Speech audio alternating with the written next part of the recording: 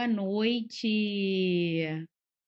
Boa noite, gente. Boa noite. Boa noite. Boa noite, galera. Estamos aqui, começando, esperando aqui a galera entrar, começarmos mais um podcast aqui, com a presença do Senhor, para estar falando as maravilhas dele. Sejam bem-vindos aqui. Se preparem para essa história linda, para vocês verem o agir de Deus nesse lugar, né?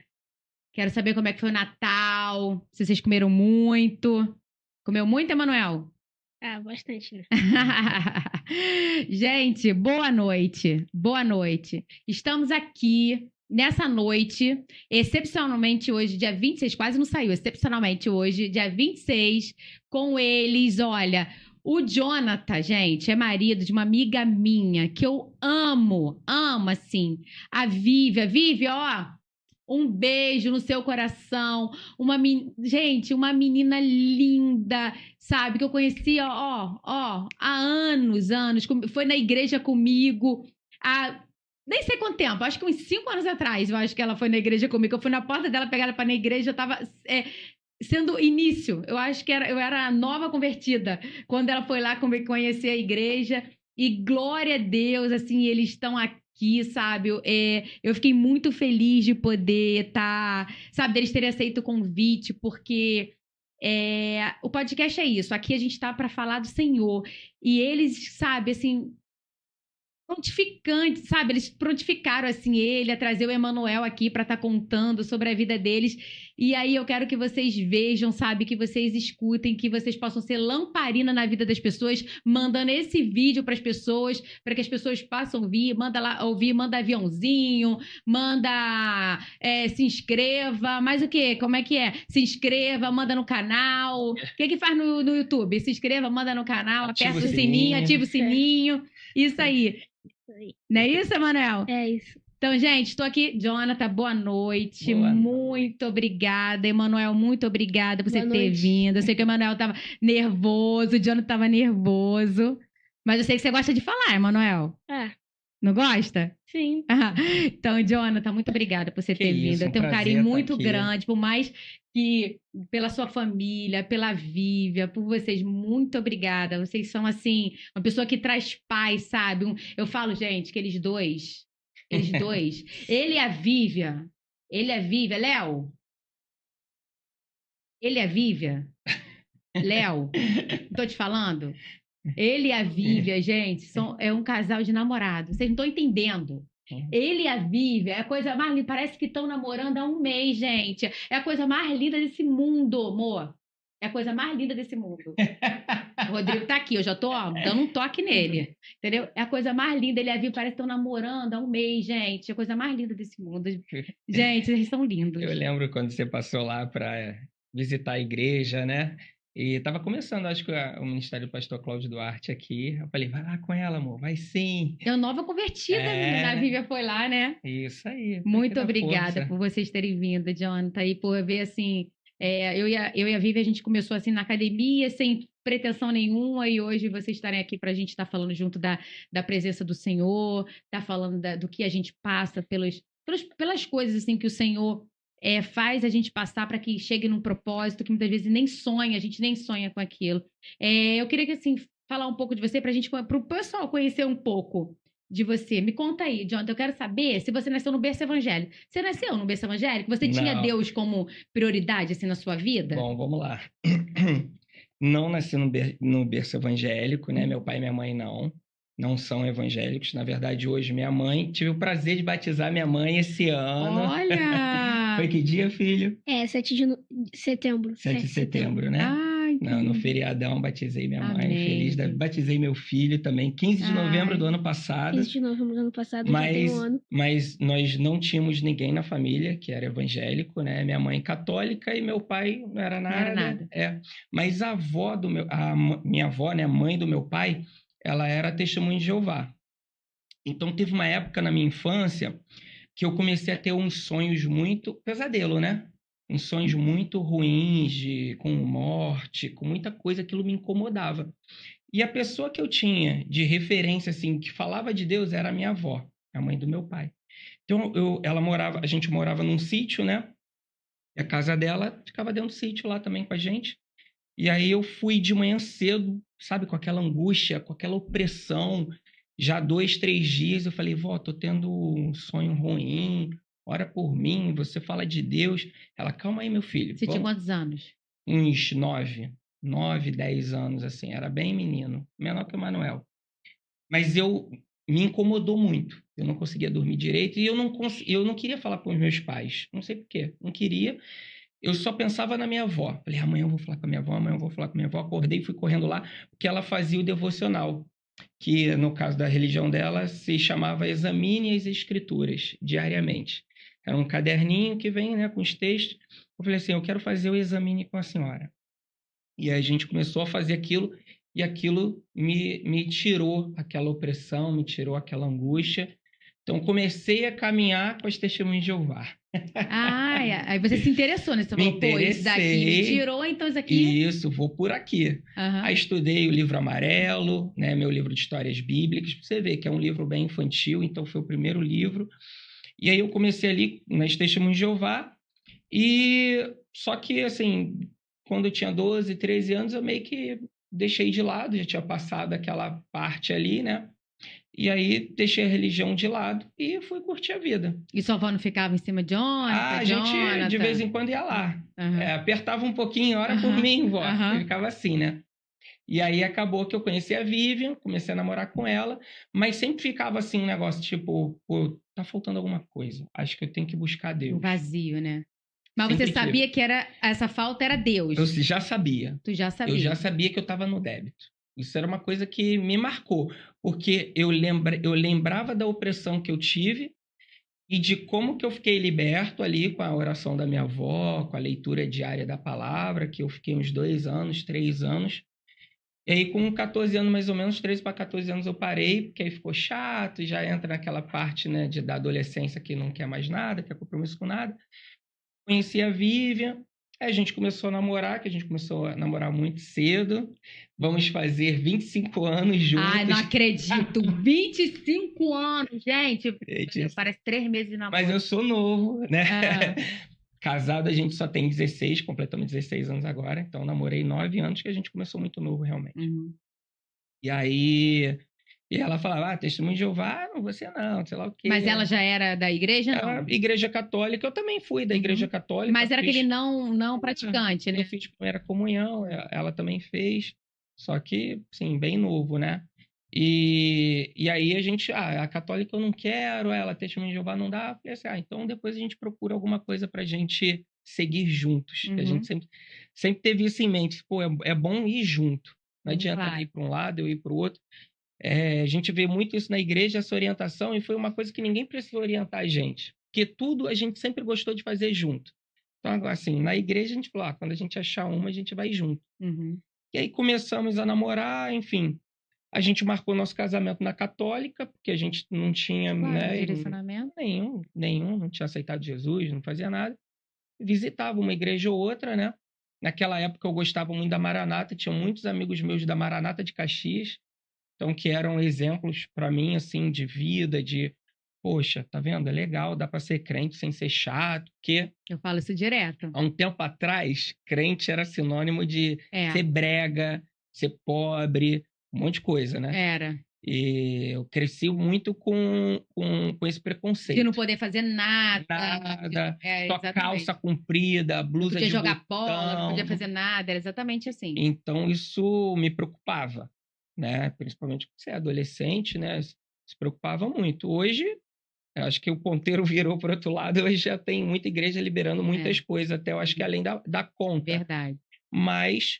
eu acho que o equilíbrio é o ponto principal. E a Maranata, o tema dela na época, eu acho que até hoje, né? Não conheço porque eu não cheguei a congregar, era equilíbrio, o evangelho com equilíbrio. E as pessoas que eu conheci eram crentes de verdade, sabe? Eu falei, pô, diferente, gostei. Então a gente gostava de conviver com os crentes da Maranata da época. Deram um bom testemunho pra gente e nos aproximou. E aí, Só que era longe, né? Assim, congregar longe era um desafio pra gente, sem carro e tal. Aí a gente começou a olhar por perto, aqui não, né? Lá no bairro que a gente mora, Jardim Primavera, visitamos algumas igrejas. Em uma oportunidade que meu tio, aí num momento, né, meu tio aceitou Jesus, foi Foi o pra primeiro, foi foi o o primeiro. primeiro, irmão da minha mãe, foi o primeiro da família que foi virou crente, né? Uhum. Ih, o tio Sidney ficou crente. E Aham. aí não ia mais na festa da E ficou família. aquele crente mesmo? Crente mesmo, já não ia mais em evento nenhum da família. Ah, ficou crente, abandonou a família. É, Teve aham. isso na família, Aham. né? E aí, até que ele me chamou, me convidou para ir num culto na Divinéia, uma igrejinha bem pequena. Eu fui e aceitei Jesus. E quando eu aceitei Jesus, Vivian ficou desesperada, porque ela ficou assim, cara, e agora? Tu aceitou Jesus? A gente vai para a igreja, não vai? A gente tá com o casamento marcado na católica. Falei, calma que eu vou conversar com meu tio agora. Aí chamei meu tio e falei, E tu tio, aceitou no primeiro dia que você foi, você sentiu, Foi. mas tu foi no impulso ou tu falou assim, não, cara, tu sentiu, o que é o que pô, a tu aceitou palavra toda ali? foi para mim. Foi uma coisa muito... Então foi uma coisa mesmo que tu... Foi. Já fui chorando, sabe? E eu entendi que caramba, é agora. A gente já vinha conversando, eu sentia falta de ter uma igreja, Uhum. de ter um momento de se reunir para falar de Uhum. Deus. Eu fazia muito isso no trabalho, né? Eu sempre fui professor de matemática. Nos intervalos a gente ficava com esses professores, falava muito de Deus e aquilo era bom demais. Só que era muito curtinho, muito quebrado. Então dava aquela vontade de ir na igreja, de ter um momento mais profundo com Deus. Uhum. E aí eu falei, não, agora, quando eu fui nesse culto, e foi um culto, assim, marcante demais para mim, falou muito comigo. E aí a gente falou assim, cara, e agora? A gente vai casar na católica, vai desmarcar, vai para o evangélico, o que vai fazer? Aí eu bati um papo com meu tio foi muito sábio, falou, Jonah, tá marcado na católica, casa na católica, fica tranquilo. Você me chamou para ser padrinho, eu vou estar lá, vou te abençoar, vai estar tudo certo. Não fica preocupado. O casamento vai ser uma benção. Então tá bom, fui lá. Vivi, fica tranquilo, nosso casamento vai ser uma benção. Meu tio falou, vai ser. E aí a gente falou, não, então agora vamos achar uma igreja para congregar. Aí foi aí que a gente achou a Assembleia de Deus, Ministério Shekinah, pastor Valdenir dos Santos Alves. Beijão, pastor. E aí nossa história começou ali, na ADM Shekinah, em Jardim Primavera. E aí o pastor Valdenir nos orientou muito no início. E é seu pastor desde então, até hoje? Até hoje. Até hoje. Pô, legal. Estou lá, um dos membros mais antigos, né? E agora pastor. Estou pastor também, auxiliar. E construí todo, assim, de degrauzinho em degrauzinho, um crescimento eclesiástico, com Deus, experiências e tudo. Tudo foi ali. Você não era aqueles, tipo assim, que saía, chegava de madrugada e tal? Não, porque isso eu nunca fui. Assim, apesar dos meus pais não serem evangélicos, eles são de uma família bem tradicional. Então, assim, a minha irmã não podia sair, namorar era em casa. E Aquela quarta, final de semana, e que derrubava... Não, só sábado e domingo. Só sábado e domingo. E aí o Robinho passou por uns 6, 7 sofás lá em casa. E tinha, tipo assim, na hora de ir embora, derrubava a panela, né? Começava... ir embora, a hora certinha. Ó. E meu pai ia falar, Robinho, acabou, deu a hora, vambora. Falava assim? Falava, meu pai sempre bem grosseirão, das antigas. Ah, bom. Entendeu? E aí era assim. E ele também sempre foi muito rígido comigo, não deixava eu ir pra festa, pra farra, ele era preocupado, não vai sair. Então, assim, não saía muito com os amigos, era muito, muito fechado mesmo. Tive uma criação muito fechada e isso foi bom até. E isso não te revoltou e nada não, né? Não. Porque às vezes as pessoas falam assim, meu pai me prendeu muito, aí quando eu fico maior de idade, não, porque você conheceu a Vivi e já foi... mudou a responsabilidade, acabou mudando, né? Até porque meus pais têm um casamento que sempre foi exemplo pra gente também. Então, desde sempre eu tive essa ideia de achar a pessoa certa. Ai, que legal. Eu sempre tive isso, de a pessoa certa. Então, nunca namorei demais, nunca fui de sair. Sempre foi assim, não, tem que achar a pessoa certa para ver um grande amor, como é assim, meu pai e minha mãe. Então, meu pai sempre falava, eu fui o primeiro namorado da tua mãe, foi o primeiro beijo, né? Casou virgem. Eles estão casados há quantos anos? Eita, agora tu me pegou. Ih, lá de mais Eu 40, né? 45?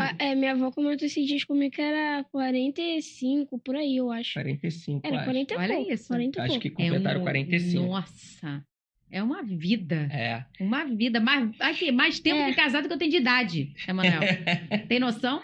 Bastante tempo mesmo, 45, Uma né? vida. É mais do que eu também. Aí, depois que você aceitou Jesus, aí vocês escolheram, vocês entraram junto, e depois disso você não desviou. Não, aí casamos, né? Casamos na Católica.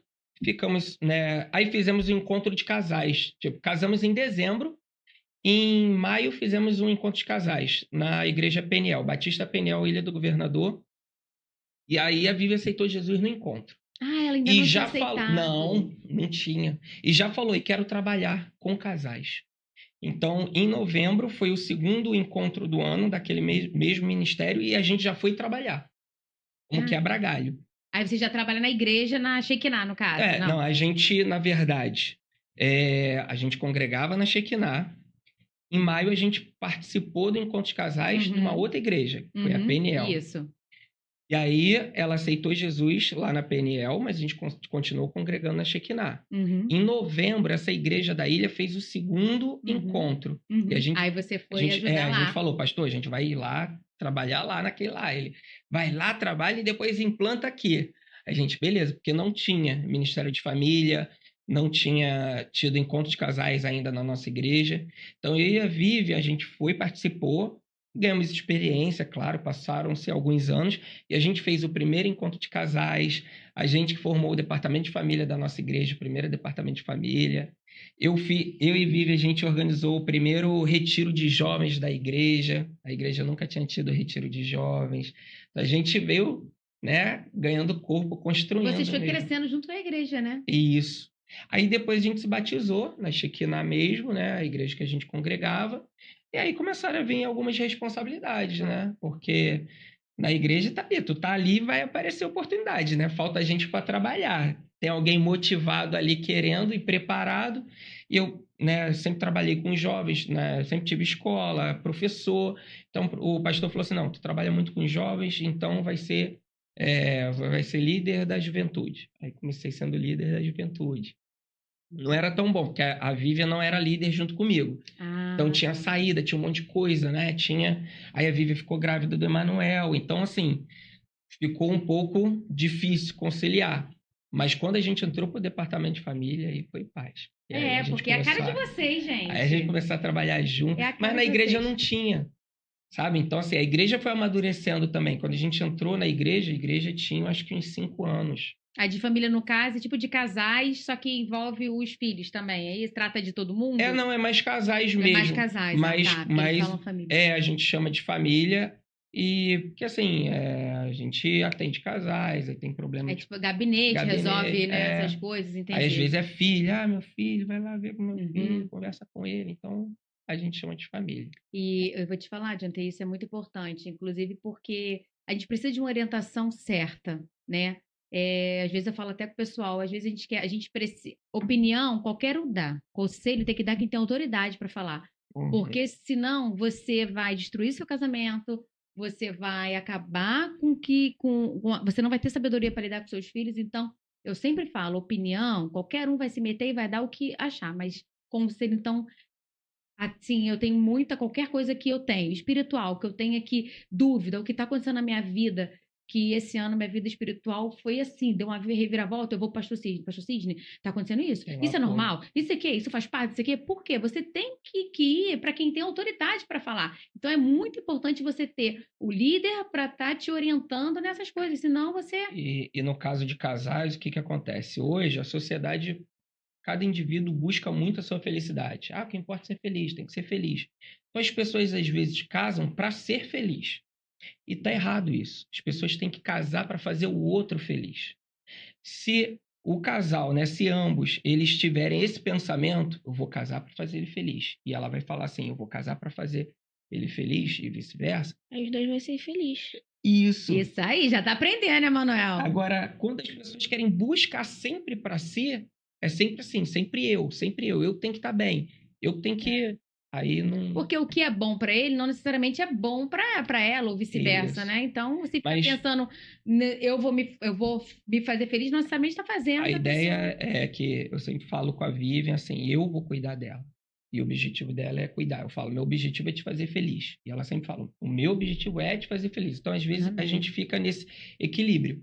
E um ponto muito importante, que é uma marca nossa, é que, assim, quando a gente percebe que um está irritado, o outro deixa falar à vontade. E a gente até brinca, é assim, ela tá até rindo em casa. Ela falou assim, olha, eu fiquei irritado primeiro, então eu que tenho que... Ela, não, eu que tava antes. Sim, mas assim, é uma brincadeira que a gente tem, mas é sério, porque quando eu vejo que ela está irritada, e às vezes são diversos motivos que a gente demora a perceber, ou é fome, é cansaço, alguma coisa muda A fome ali. me deixa irritada. Ou algum problema do Olha. trabalho, e aí você chega e, sem sabedoria, não percebe aquele ambiente, não percebe o semblante, você não olha para a pessoa, e aí você começa a ir para o embate, o problema dela não é contigo, sabe? Mas passa a ser. Então eu deixo ela falar. Aí ela fala. Aí eu, tudo bem, amor, desculpa, é isso mesmo. E aí depois que ela falou tudo, que amansou, ela fala, falei demais, né? Te magoei? Falei, não, moça, você tá nervosa e tal. E vice-versa. Eu também, às vezes, chego brabão, né, filho? Brabão, fala, ó, tô brabão. Tô brabão. E eu escuto ela falando, ó, teu pai hoje tá nervoso, fica calma, fica quieta aí, vai pro quarto, sei lá o quê. Tô brabão. E ela segura a onda e depois eu vejo assim, caramba, nada a ver, cara, tô nervoso por causa do negócio do trabalho. Aí peço desculpa.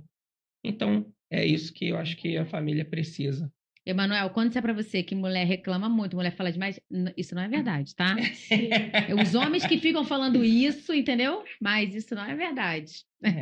Hein, ô Jonathan? E quanto mais se dá, mais se é cobrada, até espiritualmente, né?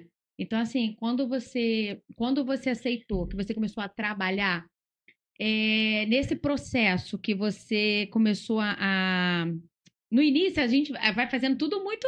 Caraca, eu quero, né? Você tá com aquele primeiro amor e vai. Sim. Teve algum momento que você falou assim, Senhor, tô cansado, eu quero só ficar no banco, eu não quero fazer, eu quero só te ouvir, entendeu? E aí o Senhor fala pra você, não, você tá aqui pra fazer a minha obra. Não, você tá aqui pra fazer, tem pessoas precisando de você e você, tá bom, Senhor, e você obedecer mais sem querer? Sim, muitas vezes. Assim, até quando você, infelizmente, né, eu trabalho isso muito em mim para sempre ter a humildade, para não ser arrogante. Mas quando você vê uma pessoa, às vezes, num ponto, né, com uma oportunidade e não aproveita aquela oportunidade, tu vê que fala assim, pô, cara, ele tava com oportunidade e fala assim, pô, mas ele tá lá. Ele se colocou à disposição. Então, na limitação dele, falando certo ou falando errado, ele tá lá. Então, assim, por que não sou eu? Porque eu não me coloquei à disposição. Então, em um determinado momento, eu falei assim, cara, poxa, tanto pregador ruim, falando coisa que sabe, que não estuda, falando um monte de besteira, e aí Deus me incomodou. Então, por que você que está estudando não vai? Porque eu não me sentia preparado. Mas chegou um determinado momento que Deus falou assim, pô, já vai. E eu, assim, Que tentando... eu que te preparo, sou eu que te capacito, né? Sabe, a gente... Enfim, eu acho que a gente sempre vai ter essa briga, porque às vezes a gente fica preguiçoso, às vezes a gente quer só receber, né? Quantas vezes eu fui para a igreja e falei, Deus, fala comigo. Semana passada eu estava assim, Deus, fala comigo. Aí peguei o óleo ungido, falei, pô, vou me ungir aqui, tô aqui quietinho. E chegou um irmão. Aí eu tava ali com a mão com óleo para me ungir, e ele, sabe, conversou comigo, falou de uma dificuldade. Falei, irmão, vem aqui que eu vou orar por você. E já orei por ele. Eu falei assim, cara, eu vim aqui querendo muito aqui no meu cantinho, vim aqui falar com Deus no cantinho. Chegou o irmão mais necessitado, com uma coisa assim difícil, e eu vi que sim, o povo está necessitado. É servir, né? A gente também tá, mas assim, é doação. É servir, né? Servir. Você tá ali, o irmão para te servir, você para servir. Não tem como. Não é para você, não é fruto para você mesmo, é para o próximo. Nathalie, o problema sempre vai existir. Sua vida não vai ficar livre de problema. Não importa. Não é dinheiro, se é dinheiro é saúde, se não for saúde é relacionamento, é amizade. Alguma coisa vai tirar você vai fazer uma falta, alguma coisa, você vai ter um problema, algum problema para resolver. A vida é assim, o dia mal chega. E eu tenho aprendido que a gente tem que dar sempre o melhor, independente daquilo que a gente está passando. Tem que estar sempre com o olho atento no outro, no próximo. Tipo, o que ele está precisando? Sabe? Em cada conversa que eu tenho, eu olho para aquela pessoa assim, cara, como que eu posso ajudar? O que que eu posso entregar? Como que eu posso servir? Às vezes a gente percebe, às vezes não. Mas a ideia é você estar sempre disposto a ouvir e agir rápido. Em um estudo que eu inclusive, a gente estava até falando aqui antes sobre cura que eu tive, a forma de Deus te usar cada vez mais é você agir rápido. Porque vem aquele incômodo. E aí você às vezes fica, pô, será que é Deus? Será que não é Deus? Aí depois Deus vai te incomodando mais e você não vai fazendo, não vai fazendo. Faz rápido. Pensou? É de Deus? Você achou que é de Deus? Faz. Não importa, Deus ele vai falar com você. Se você tá assim, olha, eu tô com a minha vida no altar. Pediu confirmação, ele te confirma. Satanás não vai falar comigo. Quem vai falar comigo é sempre Deus. Falei, Deus, se eu sentir qualquer coisa, eu vou agir. É pro bem do próximo, eu vou agir. Ah, vai lá e ora. Ah, é de Deus, não é. Vai lá e ora. É orar. É orar. Que mal que vai fazer? Vai lá e ora. Sabe? Então, assim, pô, vai lá e dá a palavra. Vai lá e dá a palavra. Entendeu? A pessoa que vai confirmar se é de Deus ou não. Ela que tem que saber se é de Deus ou não, se aquilo se Deus vai confirmar no coração dela. Então, eu sempre tenho aprendido a ouvir e agir rápido. Agir rápido. E quando você começa a ter essa atitude, Deus começa a te usar mais. E você fica mais sensível. Porque Deus ele vai assim, não dá para usar esse servo. Porque ele não, sabe? É sempre muito custoso. E Deus ele quer que a gente ouça e execute. Obediência. Obediência, exatamente. E a partir do momento que você, né, e você aceitou e tal, que você foi vendo, as dificuldades foram chegando. Porque a gente acha que os crentes não têm. Tem. Né? Por mais que a gente obedeça, como você falou, não tem. E aí, Jonathan, eu queria saber, na sua vida, aquele momento que você falou para Deus, agora eu perdi as forças. Então, Teve um momento cruel, né? Assim, eu até então, até 2020, eu não tinha passado nenhum problema tão grande na minha vida que eu não sentisse que eu pudesse resolver, né? Ou com as minhas próprias mãos, ou assim, não, Deus está aqui e vai dar certo. Eu sempre fui muito otimista. Isso aí. Sempre fui muito otimista, sabe? Tipo assim, pô, vou para cima, vou resolver, sabe? Não confiando na minha habilidade, às vezes também, porque eu sei que eu vou para cima mesmo, eu não tenho preguiça. Se você falar assim, pô, tem que capinar esse quintal inteiro aqui, eu vou capinar. Acabou. Nunca capinei, mas vou capinar, vou aprender, não sou burro, vou aprender, vou ver o melhor jeito, vou fazer. Tudo que me vem para fazer, eu faço. Ponto. Então, assim, e sempre dando o meu melhor. A gente tem essa fala lá em casa, né, filho? Tudo que fizer... Dê o seu melhor. Pronto. Dá sempre o seu melhor. Entrega teu máximo. Entrega o teu melhor. Entrega sempre tudo. Tudo que você tem para entregar. Então, eu sempre fiz isso. Mas tudo era o seu melhor até onde você podia fazer. Ponto. Até então, né? Isso. E eu sempre botava Deus à frente. Assim, Deus está à frente. E assim, né? A gente casou em 2007, eu e Vivi. Em 2008, eu já abri a primeira escola. Eu era professor, abri escola. Muitas dificuldades, Nathalie, muitas. E eu só lembro assim, não, vai dar tudo certo, a Vivi. Que isso, amor, caramba, não vai dar. Falei, vai dar, Deus vai dar um jeito, Eu botava tudo na responsabilidade de Deus. Ia fazendo até onde dava para mim e o resto acontecia. Às vezes aos 45 de segundo tempo, mas Deus sempre honrou. Só que em 2020, aí foi, né, foi a pandemia, né, e até então aquela dificuldade para todo mundo. No trabalho a mesma coisa, aquela dificuldade, mas a gente vinha superando como sempre. Então, até 2020, eu nunca tinha enfrentado um problema que realmente eu achava assim, gigante, pode me vencer, sabe? Como é que vai ser? Nunca me abalou o meu relacionamento com Deus. Então, quando você, por maior que você tenha um problema, quando você está muito aliançado, com um alicerce muito forte com Deus, aquilo não vai te abalar. Você fica confiante, sabe? Você fica de cabeça erguida, de peito estufado. Você vai para a briga mesmo. Você sabe que Deus está contigo. Mas em 2020, quando o Emanuel perdeu a visão, né, quando a gente recebeu assim, de fato, ele vai ficar cego. Cara, meu rosto pegava fogo. E eu comecei assim, o que eu posso fazer? O que dá para fazer? Sabe? E nada. Não pode fazer nada. Não, é um estudo, não tem cura, não tem tratamento, sabe? E todo mundo, quando você vai falar, assim, pô, mas não tem nada. Não tem nada. Não tem uma injeção, um comprimido, nada que você possa fazer. Isso é desesperador. E aí, tudo que eu posso fazer agora é nada. É assim, agora é orar mesmo. É orar.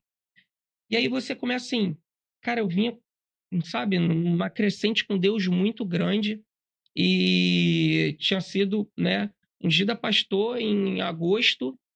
Foi em agosto, em setembro a gente teve a notícia que Emanuel iria ficar cego, né? Ia perder a visão mesmo, que não tinha jeito, e ali era iria estabilizar por volta de 5% da visão em cada vista. Então, no Brasil, abaixo de 10% é legalmente cego, né? Então, assim, ele não tem o estereótipo de cego, ele tem baixa visão, as pessoas não sabem muito a diferença hoje em dia, e eu também não sabia, então não estou julgando, assim, é que quando você não passa por aquilo, você, né, não tem o conhecimento. E aí a gente começou a entender, pô, o que ele vai conseguir, o que não vai conseguir. Hoje as pessoas olham para ele, tipo assim, normal, né? Não tem um óculos escuro, uma bengala, não tem nada disso. Ele consegue se locomover, né, em ambientes novos, com uma certa atenção a mais, em ambientes que ele já conhece, como escola, a casa do meu pai, né, a nossa casa, lugares que ele teve, já tinha visão, tem a memória fotográfica, ele consegue, e aí ninguém percebe mesmo, né?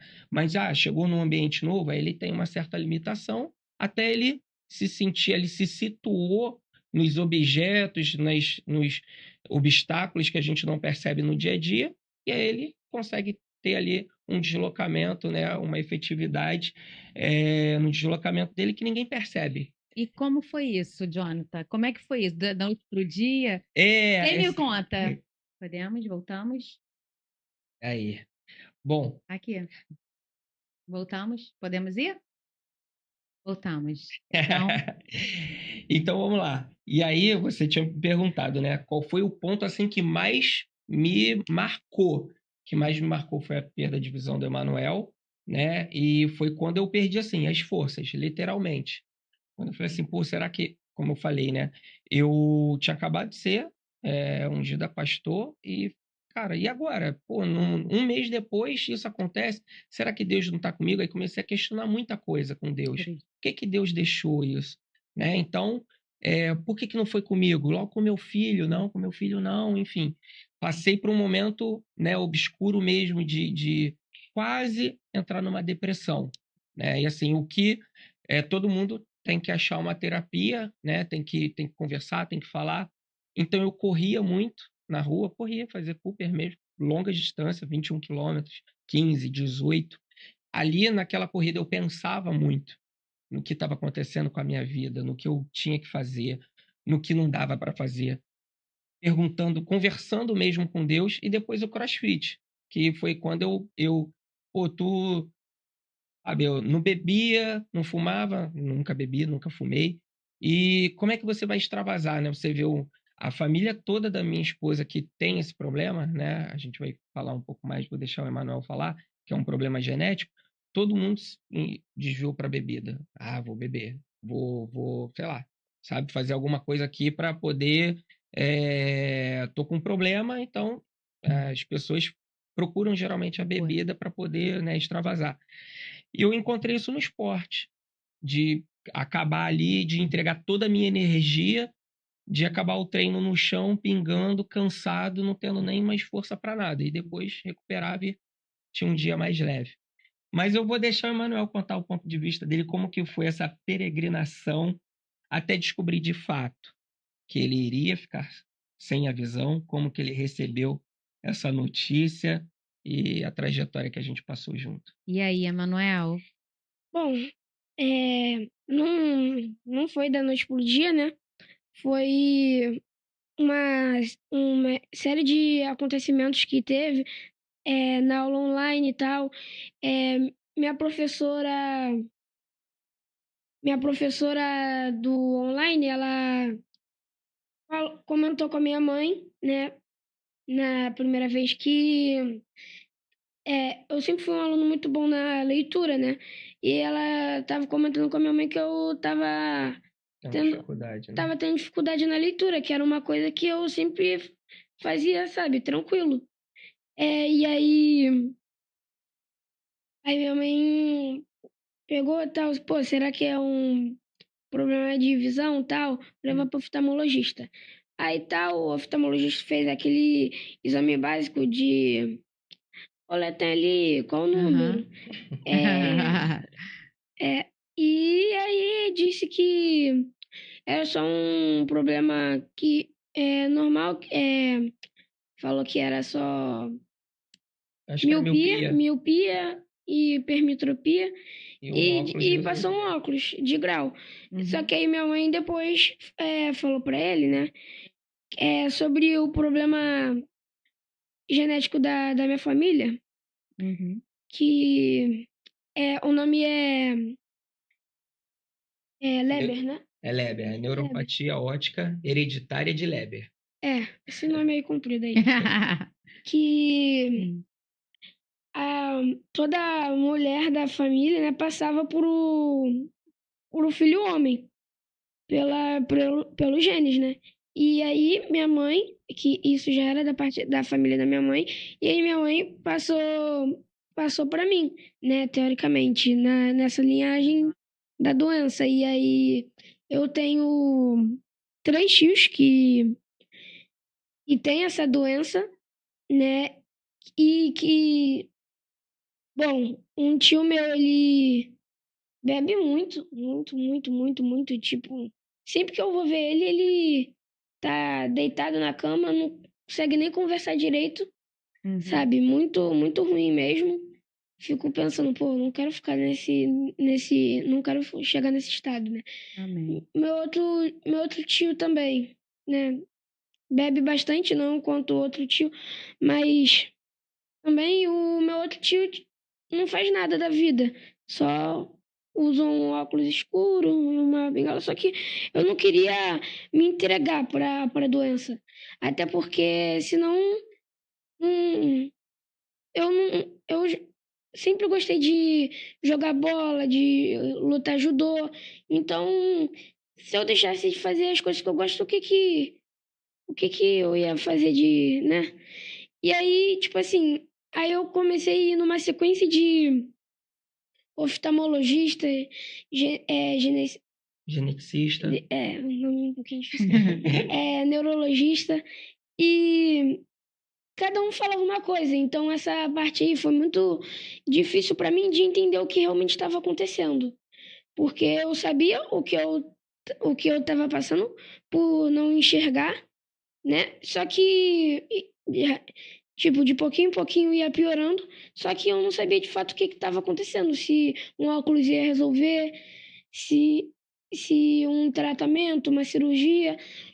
Então tinha oftalmologista que falava que um óculos melhorava, tinha outros que falavam que eu viraria cego de fato, que eu perderia tudo da visão, e então foi a parte que eu e meus pais, né, ficamos sem entender, que foi a parte, tipo... Foi uma peregrinação. A gente era toda semana exame, toda semana exame, toda semana exame, até a gente chegar, né, no diagnóstico, que foi com mapeamento genético mesmo. A gente eliminou todas as possibilidades de perda de visão. Então, foram muitos exames e foi desgastante, porque foi no meio da pandemia, então não estava tudo funcionando normal. E uma sabe? ansiedade, né? Ansiedade. Então, era uma esperança e joga uma água Isso. fria. Tipo assim, a gente torcia para ser um problema mais fácil de resolver, claro, que fosse reversível. Que a gente sabia, a cada exame, a cada exclusão, era mais próximo de ser o pior. sabe? E o pior era mais difícil de diagnosticar, só com mapeamento genético mesmo, que demora, custoso, um monte Então de eles coisa. deixavam para ser o último. Vamos descartar aqui, Uhum. né? O que dá para ser tratado mais rápido. E aí passamos. E até que, enfim, ele fez o óculos, aí o óculos serviu de nada, me deixou desesperado, irritado, né? Porque, pô, como é que faz o óculos? O cara fez o óculos e o óculos não servia de nada, enfim. Um médico falou na frente dele, sabe? Sem tato nenhum. Pô, ele vai ficar cego. Aí ele olhou para mim com aquela cara assim, e eu, calma, filho, calma. Olhei para Vívia, sabe? Minha cara pegando fogo demais. Foi um dia muito difícil pra gente. A gente saiu, foi almoçar junto, e a gente não falava nada. Eu e Vívia olhando assim, arregalado e olhando para ele, e ele sem falar nada também. Lembra desse dia, filho? Sim. Foi um dia muito difícil lá no Downtown. Foi muito difícil. Foi o pior dia da minha vida. E você, Manuel? Passava um montão de coisa na sua cabeça, né, Manuel? Você não estava conseguindo saber o que estava acontecendo, né? Não. Foi... Peraí, deixa eu ver. Bom, esse dia aí foi muito difícil mesmo. Mas depois eu vi que não teria jeito, então foi quando a gente começou a estudar as possibilidades de adaptação, né? Por o que ia acontecer. E uma coisa que eu lembro também, que o meu pai comentou, né? Tipo assim, que ele... o que tá escrito aqui? Eu não sabia. Ele ficava muito irritado. Quando eu percebia que ele ficava muito irritado, às vezes eu falava que, tipo assim, que sabia, só não queria falar, sabe? Porque ele deixar ele triste. porque ele realmente ficava muito irritado, sabe? E aí a gente começou a estudar as possibilidades de adaptação. Bom, teoricamente, quando aconteceu essa série de exames, acabou o ano, basicamente, e aí começou o ano de que já foi liberado voltar às aulas. Então, teve a questão da adaptação na escola também. E foi uma parte não tão difícil, né? Tive mediadora, caderno com linha mais grossa, sabe? Mais escura. Os cadernos para ele, porque ele ainda enxerga num ponto que se a pauta, né, do caderno for grande, ele faz uma letra bem maior do que essa daqui, ele consegue ler. Então a gente começou ali no início a tentar fazer ele escrever, né, dar continuidade. Hoje ele usa mais o tablet mesmo, né, o iPad, e tira foto e amplia, né? Mas a gente comprou lápis 6B para ele, tem a ponta mais grossa, uma escrita mais escura, né? E a gente foi entendendo ali como que ele ia conseguir. Aos poucos foram se achando, né, na verdade. Isso. Porque foi uma novidade para todo mundo, né? Verdade. Para você quanto para ele. Essa parte aí não foi tão complicada, mas foi a parte mais difícil mesmo, foi quando, tipo assim, na escola, né, eu tinha muitos amigos, então a parte também de que meus amigos falavam, né, tipo, sem entender o que estava acontecendo, aí eu comecei a sofrer bastante com isso, porque muitos apelidos que colocaram em mim e tal, e aí foi a parte que eu pensei de, tipo assim, pô, foi bem parecido também com a parte que meu pai contou, de que ele foi buscar a avó dele e tal. Só que eu sempre gostei muito de ir na igreja e tal. Quando comecei a passar por isso, bateu um desânimo, né? Bateu uma angústia. Você tá falando igual seu pai tinha, né? Só que aí eu não tava conseguindo, sabe? Não tava tendo mais aquele bagulho, tipo, pô, domingo e tal, e na igreja, tipo assim, pô. Foi nessa hora que o desânimo bateu, que a gente começou a orar mais, né? A crer mais, porque o desânimo que foi sabe, a situação toda foi um motivo pra gente começar a querer mais de Deus, sabe? E aí, depois desse ano de adaptação, que foi 2021, né? Meu pai estudou um livro de um debate entre dois pastores, Bill Johnson e... qual é o nome do outro? Randy Clark. Que eles falavam sobre cura. E aí meu pai gostou muito, se interessou muito sobre aquele debate que ele leu, né? E aí ele falou, pô, vamos visitar a igreja deles, né? Do Bill Johnson, na verdade. E aí ele viu que a igreja deles era lá na Califórnia, nos Estados Unidos. O nome é Bethel. E aí... aí ele organizou tudo pra gente conhecer essa igreja, né? Porque lá o foco dessa igreja, o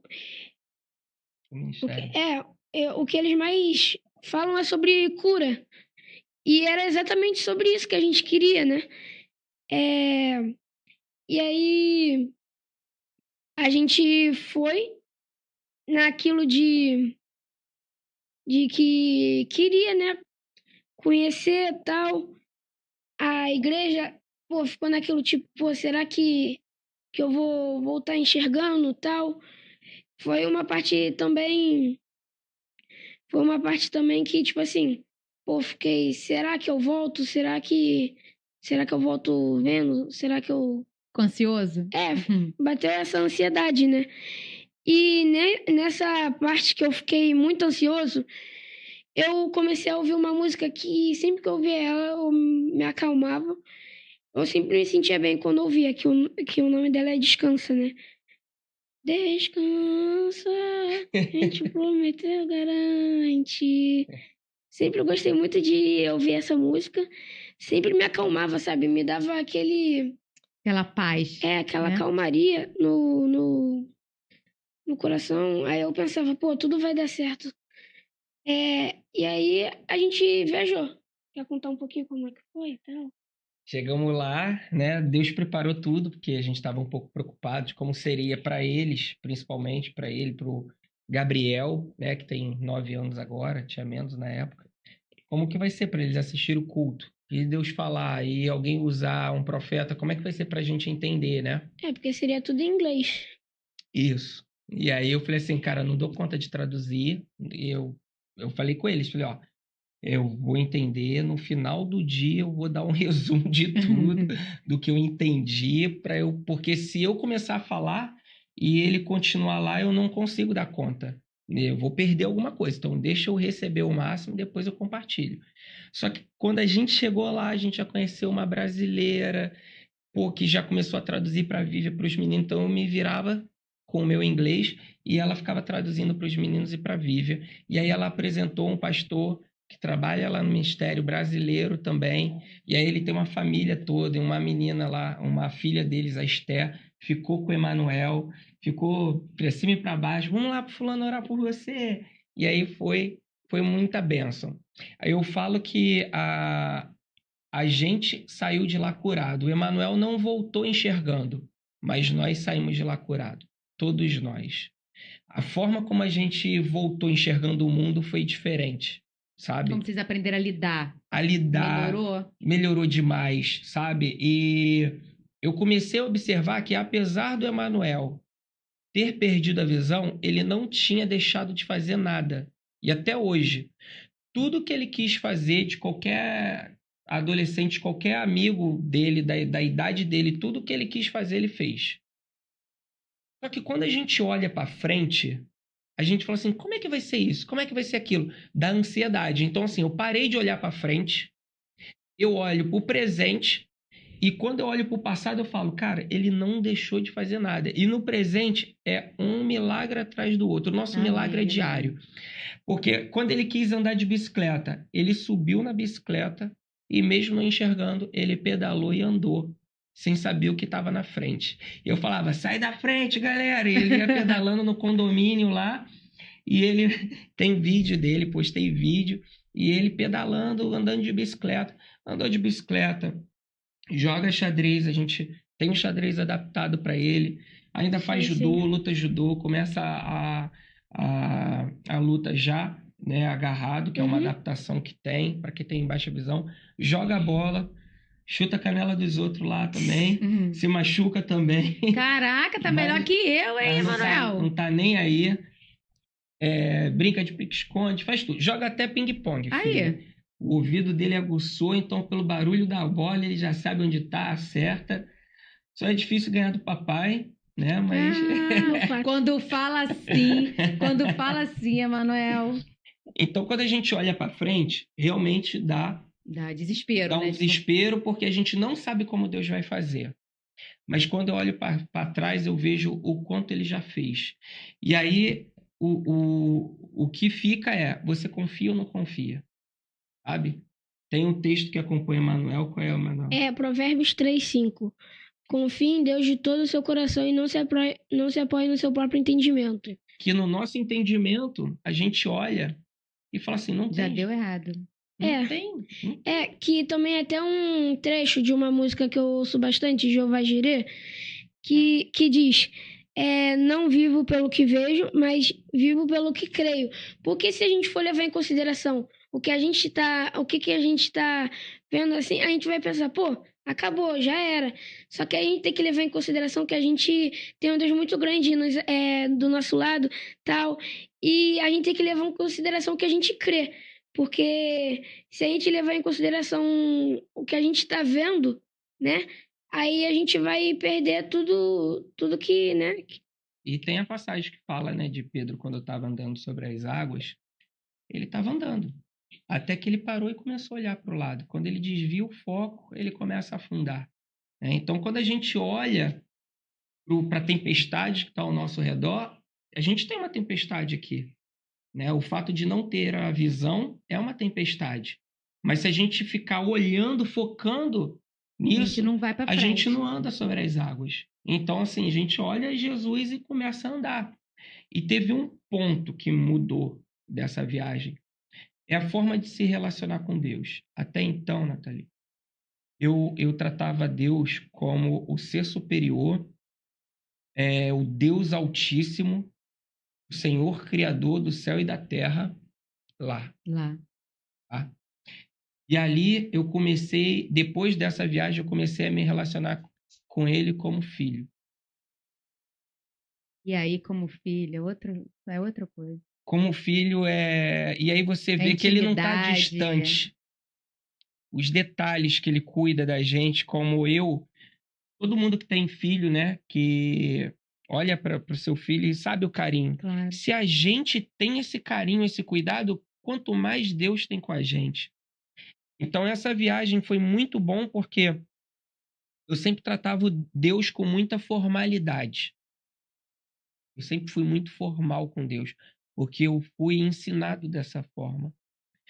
E depois disso tudo, o que eu aprendi foi: ele é meu pai. Eu vou sentar na sala. Abre a geladeira. Eu vou sentar na sala, aos pés dele, vou bater um papo com ele, vou me relacionar com ele. Então, quando eu oro com ele, é uma oração de um bate-papo, uma conversa, uma simplicidade. Não é, ó Senhor, meu Deus Altíssimo, não. É Pai, estou precisando tanto disso, me dá uma força nisso, sabe? Então, isso mudou muito o meu jeito de me relacionar. E isso me aproximou muito dele, né? Então, assim, todo pai quer o nosso melhor.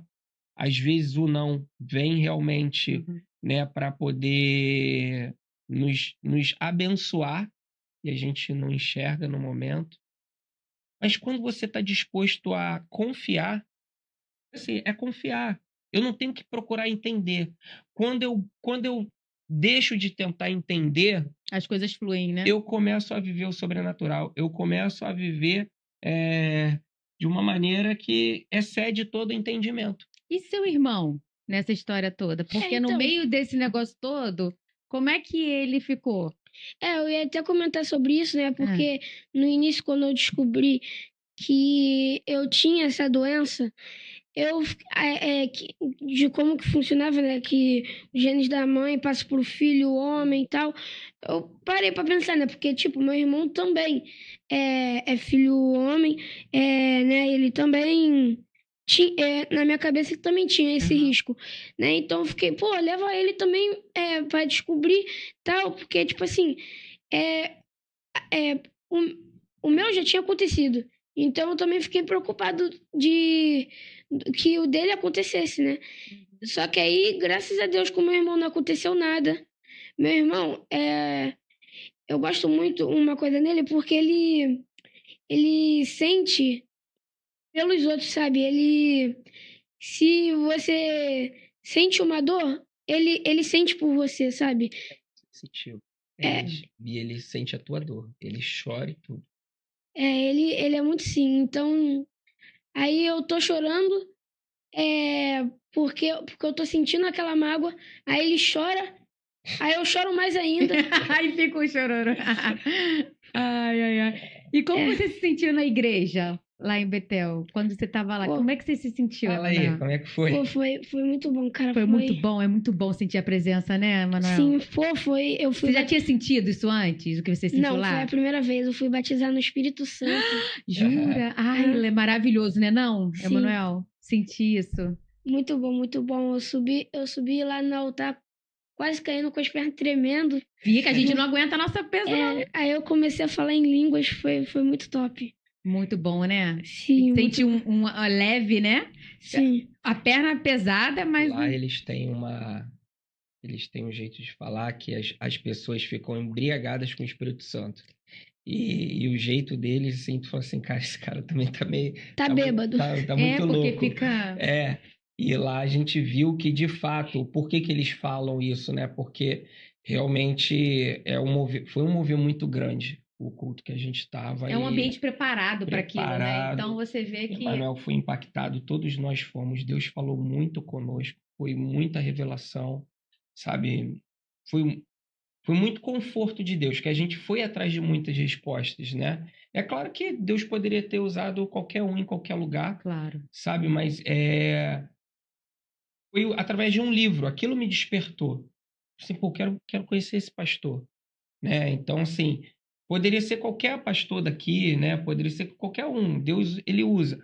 Mas aquele meu interesse, sabe? Quando a mulher do fluxo de sangue falou assim, cara, se eu encostar na orla do vestido, eu vou ser curada. Ela poderia, sei lá, ter feito qualquer coisa. Se ele passar ali perto, eu já vou ser curada. Ela poderia ter colocado isso no coração. Mas o que ela colocou foi tocar na orla. E o que entrou no meu coração foi, eu preciso visitar essa igreja, quando eu li o livro, né? Então, assim, foi isso que tocou, a gente se mobilizou, graças a Deus eu tive condições, né? Não é uma viagem para qualquer um, então Deus nos abençoou também nesse aspecto, para a gente conseguir ter o acesso de chegar nessa igreja. Chegamos, e aí tudo como aconteceu, quando a gente saiu de carro, indo embora, a gente falou, cara, nenhuma preocupação nossa, tipo, não vamos entender como que vai ser. Deu tudo bem. No final, a gente acabou na casa do pastor lá brasileiro, que nos ajudou, nos apresentou todo mundo. Nossa, foi maravilhoso. Foi uma experiência única. E, Emanuel, e como você vive hoje, assim? Pô, aquela preocupação, aquela angústia, hoje você vive um dia de cada vez. sim, porque, como meu pai já disse, é um milagre cada dia, né? E, tipo assim, mesmo eu não ter voltado de lá com a visão normal, eu saí curado mentalmente, sabe? Eu não tava abalado pelo que aconteceu. Eu sei que Deus não fez no... Se eu perdi a visão e não voltei na data tal, é porque Deus tem um propósito de voltar em um dia certo e que vai ser um impacto muito grande para todo mundo, né? Tipo, de outras pessoas também. Além da minha vida, da minha família, todo mundo vai pensar, pô, tá vendo? Vai ser uma prova para quem não confia. Para quem não acredita, né? Então vai ser um dia muito bom, né? E muitas pessoas, assim, foram usadas mesmo, pessoas que a gente nem imaginava. A gente estava na praia em Búzios, e aí o cantor Fernandinho, veio falar com o Emanuel, né? Sim. Assim, pô, o Emanuel fez uma aula de surf, né? tipo, já sem visão, Aham. fazendo tudo normal, né, Manel? Bom, se tem algum desafio, vamos lá fazer. Ele gosta de desafio, né? Gosta. E aí aprendeu lá e tal. E ele falou assim: o pastor Fernandinho tá aqui, pô, vou trazer ele aqui para te conhecer. Aí contou ali, aí ele veio, fez questão. Falei, Manuel, vim aqui orar por você e vim falar para você o seguinte: você pode não estar entendendo o que Deus quer contigo hoje, mas amanhã você vai entender tudo, só confia. Aí a gente, confia. Confia, tem que confiar. Aí ele né? orou no meio da praia, lá no meio de todo mundo, né, mano? Orou. Sim. E a gente teve mais um mimo de Deus pra gente, né? Mais uma palavra. E quantas outras pessoas, né, famosas, não famosas, enfim, pessoas que vieram para sim. nos dar palavras mesmo de E vida. eu também sei que quando você chegou, você foi chamado para falar essa história em uma igreja que se chamava Betel, não foi? Sim, sim. Foi tipo assim, eu me batizei ano passado, né? Aham. E aí, quando as pessoas começaram a conhecer o meu testemunho, começaram a querer me convidar para as igrejas e tal. Aí, no dia 11 de março desse ano, eu fui convidada pela primeira vez para pregar numa igreja. E aí, num congresso, né? E aí, o nome da igreja que a gente tinha ido lá na Califórnia era Bethel. E quando a gente chegou lá, na igreja que eu ia pregar, eu não sabia. Não sei se meu pai Não sabia. sabia, não. Quando eu cheguei lá na frente, o nome da igreja também era Bethel. Olha. E a gente teve uma palavra lá para Emanuel que ele iria pregar muito. Ele Sim. ia levar muita palavra de Deus. E a pessoa falou assim: você tem uma unção e vai ganhar muita alma, mas ele não se compara. Ele é muito maior. E aí, ok, né? A gente recebeu essa palavra e voltamos. Aí a gente continuou a caminhada, se batizou e tal. E aí, quando uma professora, ex-professora dele chamou ele, falou assim: vem aqui na minha igreja. Não procura saber o nome, né? Vou lá na igreja de fulano. Vamos lá, vai pregar na igreja da tia tal. Qual é o nome da tia mesmo? E quando falou que tu ia Alian. pregar, Emanuel? Oi? Alian. Tia Alian, vamos lá na igreja da tia Alian. Tia Alian chamou você para pregar, contar teu testemunho lá. E aí? E aí? E Aí, o coração? Aí foi, eita, será? Será? Será Eu falei, que... organiza as ideias aí pra tu não ficar lá. Ele é igual você, Jonathan, assim, mais de se tiver... Ele tá meio nervoso ainda, tá Ele assim, é? meio, né?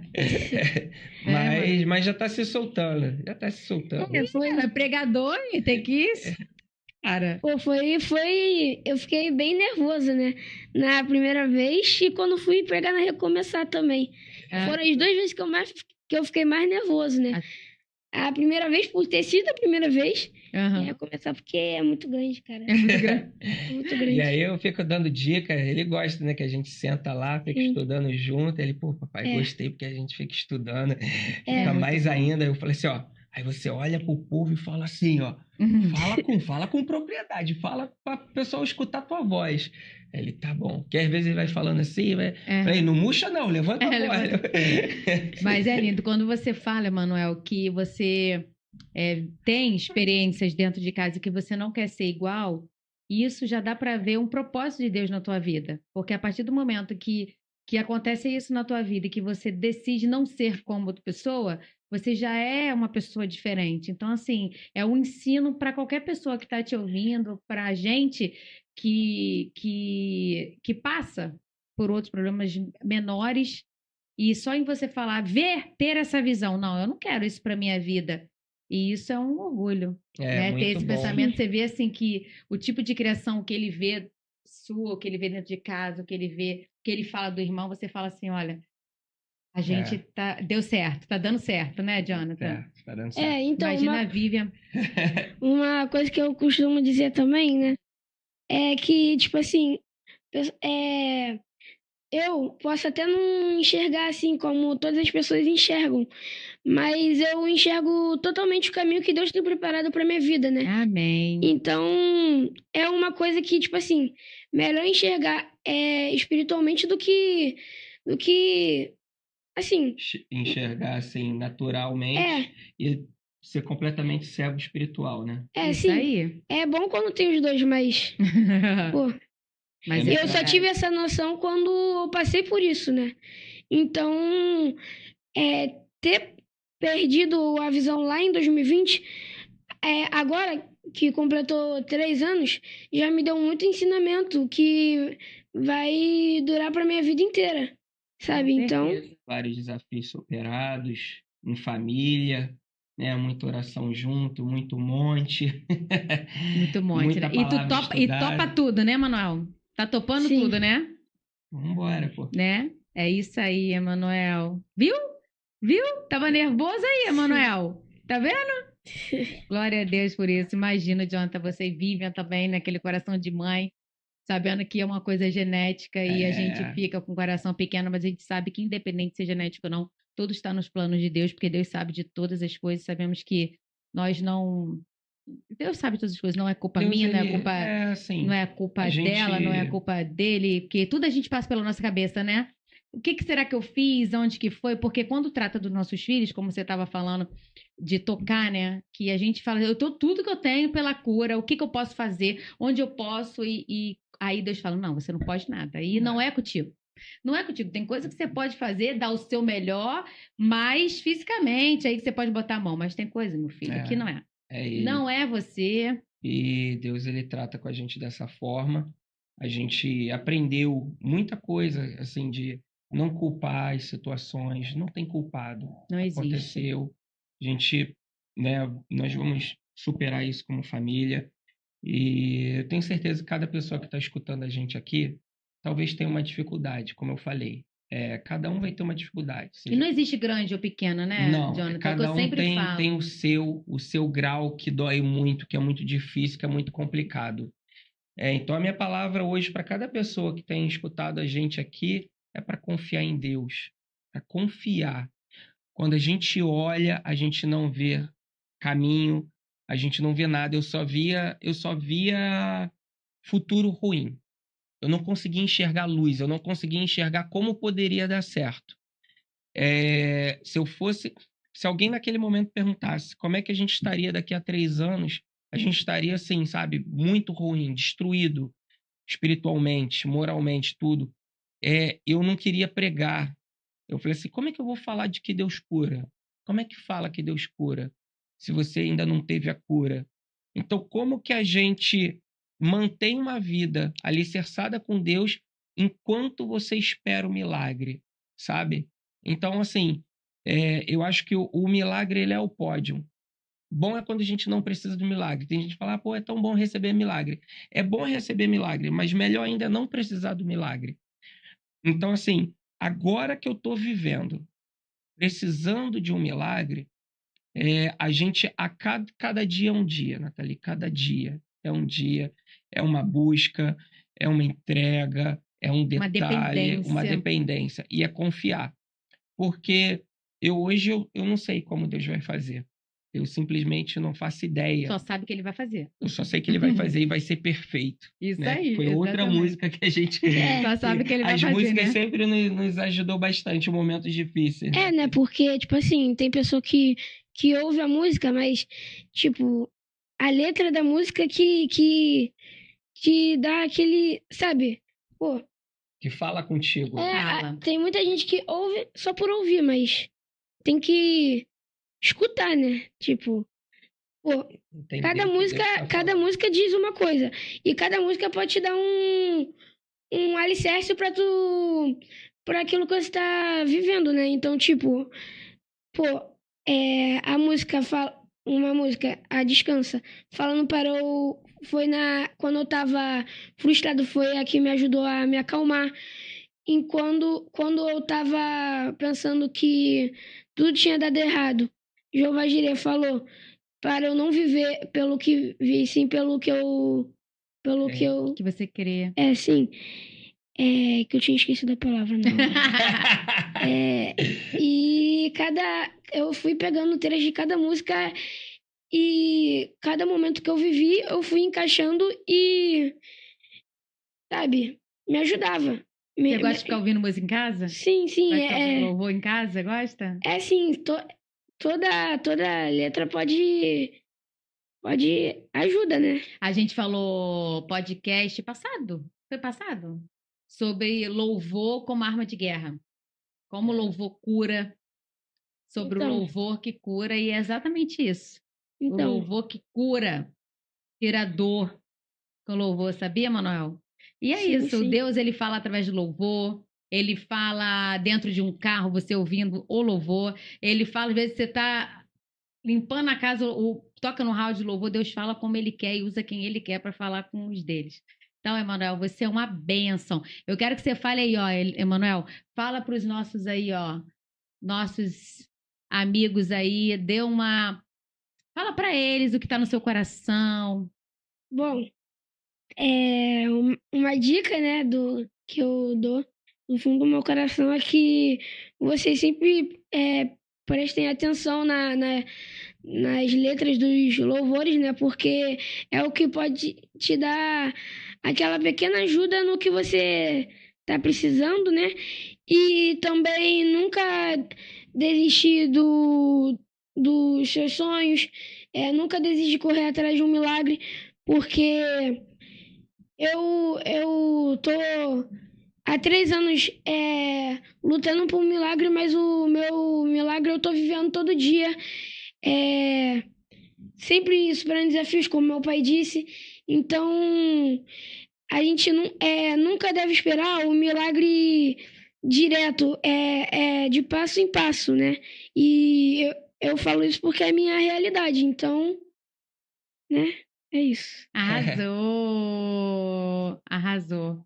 Gente, estamos acabando aqui. Muito obrigada, Jonathan. Isso. Muito obrigada. Emanuel tava nervoso, gente. Olha isso aí. Que lindo, meu Arrasou! Quero deixar aqui. Olha aqui, Emanuel. Vou te dar olha aqui, uma Que lembrança do nosso Isso. podcast. Isso. E olha Obrigado. aqui, Jonathan. Obrigado. Uma lembrança para vocês. Aí, Muito Manuel, obrigado. tirou uma limpa. Por vocês estarem aqui. Primeira vez com o Muito papai num obrigado. podcast, Foi que orgulho. lindo. É um Cheiroso. ensinamento pra gente. Hoje eu estava conversando com o pastor Sidney até, né? E eu estava falando para ele, às vezes, eu falo assim, pastor Sidney, a vida espiritual tá uma maravilha e tal, tá uma maravilha, mas tem uma área que é uma dor, que é uma não sei o quê. E ele falou assim, minha filha, sempre vai ter uma área que não vai estar legal, porque você precisa da dependência dele. Já pensou se tudo tivesse 100%? Já pensou se tudo tivesse 100%? Você às vezes não teria com sua vida espiritual como tá. Você estaria leve, deixando as coisas acontecerem, você não buscaria às vezes tanto. E aí ele precisa te mostrar que você precisa da dependência dele. Então nem tudo vai estar 100%. Então nem tudo vai estar como você queria que estivesse. Né? E tudo isso bem, aí, e né? aí você precisa estar com ele. Buscando. E é exatamente isso, entendeu? Nem tudo na sua vida vai estar 100%. Vai ter áreas da sua vida, às vezes aquela área que hoje está ruim, amanhã não vai estar legal por causa disso. Se apega nele, porque a gente precisa dele, a gente precisa ser dependente dele. E como o Jonathan falou, tenha ele como seu pai. Tenha ele como seu pai. Pai, a gente tem intimidade. Então, tenha ele como seu pai, que aí você vai ser íntimo dele, você vai sentar na mesa, você vai tomar café com ele, você vai poder se derramar para ele, você vai poder, ele vai te ouvir, porque Deus é esse, Deus te ouve até quando você não está falando. Quando você não está falando. Tem muitas das vezes que eu estou assim, calada. Só assim, ó. Tem vezes, Jonathan, que tem muita gente, mas eu preciso falar, eu escrevo carta. Eu vou assim, ó, Senhor, isso aqui, que eu quero desabafar, que eu preciso desabafar, mas tem muita gente que eu não posso falar. E aí eu escrevo carta para ele. Depois eu pego aquilo, guardo e pronto. Entendeu? Então seja isso, ele tá ali, ele tá te vendo. Então se entrega, você vai ver como sua vida vai ser muito melhor. Muito obrigada, gente. Muito obrigada por mais um podcast. Muito obrigada por estar aqui. Espero realmente que vocês possam ter o entendimento, que vocês saiam por aí exalando o cheiro de Jesus por onde vocês passarem. Que vocês sejam lamparina na vida das pessoas. Beijo, gente. Muito obrigada. Valeu. Tchau, tchau.